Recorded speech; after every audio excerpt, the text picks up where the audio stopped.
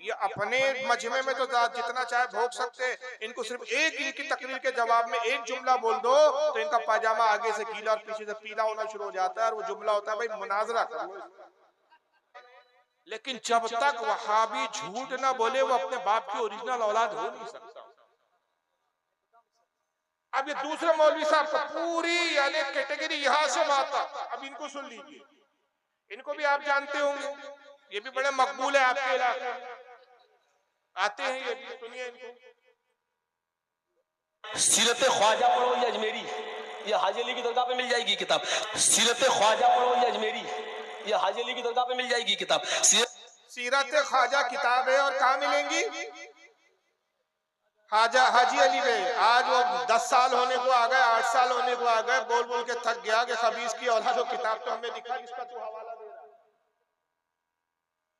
मगर मौत आ रही है, सैकड़ों जगह लोगों ने जा जाके पकड़ा है कि भाई तू झूठ बयान कर रहा है, कौन सी किताब है, हमें तो दिखा। कभी सीरत गौस कहता है, कभी सीरत ख्वाजा कहता है, किताब के नाम बदलते हैं। जितने जल्दी आदमी कपड़े नहीं बदलता उतनी जल्दी ये बात बदल देता। अब बहरहाल हाजी अली को किताब मिल रही है, ऐसी नाम की कोई किताब नहीं, उसमें क्या लिखा है सुनिए इसकी। अजमेरी, ये हाजी अली की दरगाह पे मिल। सीरत ख्वाजा पढ़ो ये अजमेरी, ये हाजी अली की दरगाह पे मिल जाएगी किताब। सीरत ख्वाजा पढ़ो ये अजमेरी, ये हाजी अली की दरगाह पे मिल जाएगी किताब। सीरत ख्वाजा पढ़ो, लिखा है कि ख्वाजा साहब जब हिंदुस्तान में आए तो एकदम इस्लाम की फैल गया, और इस्लाम ऐसा फैला कि जब वो नमाज पढ़ते थे तो दाएं तरफ सलाम फेरते थे तो 90,000 आदमी मुसलमान हो जाते थे, और बाएं तरफ सलाम फेरते थे तो 90,000 आदमी मुसलमान हो जाते थे। मैंने बहुत गौर किया कि 90,000 दाएं 90,000 बाएं, कितने हो गए? 1,80,000। सुन्नतें छोड़ दो, नफिल छोड़ दो, सिर्फ फर्जी फर्ज ले लो, ज़ोहर असर मगरिब इशा तहज्जुद भी छोड़ दो, चलो 5 वक्त की नमाज में कितने हो गए भाई? 1,00,000 आप जो 1,80,000 एक टाइम में हो रहे हैं, 90,000 1,80,000, तो 1 पंचे 5 और 8 पंचे 40, 4 लाख, 5 और 4 कितने हो गए? 9 लाख। एक दिन में 9 लाख आदमी।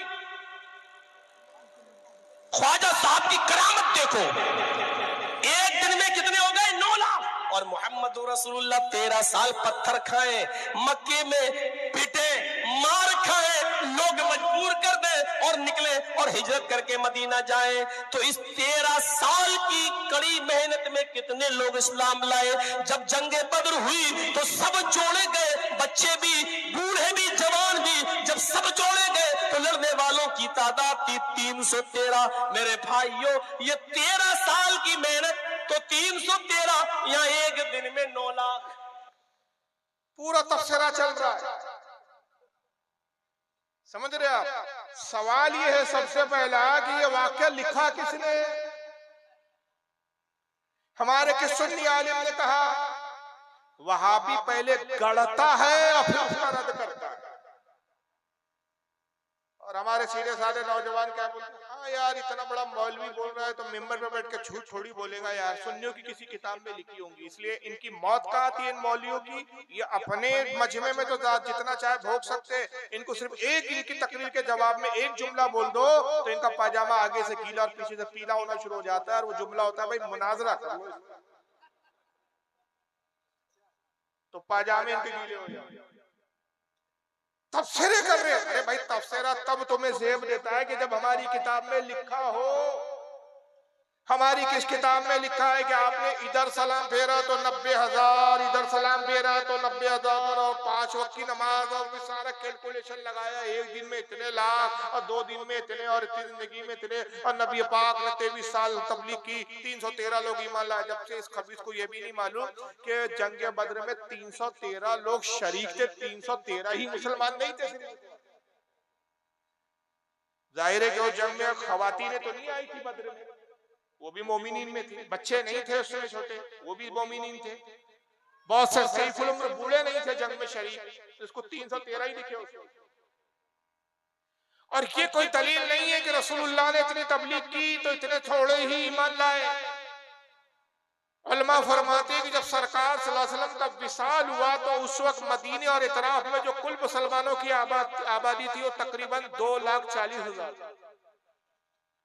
मगर सबसे ज्यादा इस्लाम फिर किसके दौरे हुकूमत में फैला? फारूक आजम।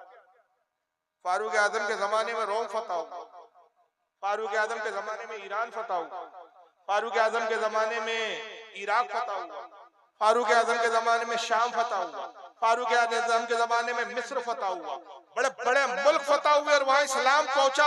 फारूक आजम के जमाने में जितने लोग इस्लाम में दाखिल हुए उतना बाज़ाहिर रसूल के जमाने में नहीं हुए थे, लेकिन सब जानते हैं कि बुनियाद चूंकि रसूल ने रखी, अब कयामत तक जितने ईमान लाने वाले होंगे, जितने मुसलमान होंगे, वो सब रसूलुल्लाह के उम्मती और हुजूर के तबलीग का समरा मानेंगे।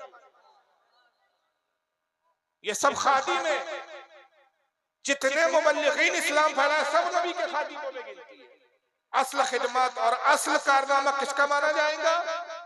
और रसूलुल्लाह का, क्योंकि सरकार ने इस्लाम की बुनियाद। तो सबसे पहले तो ये झूठ बोल रहे हैं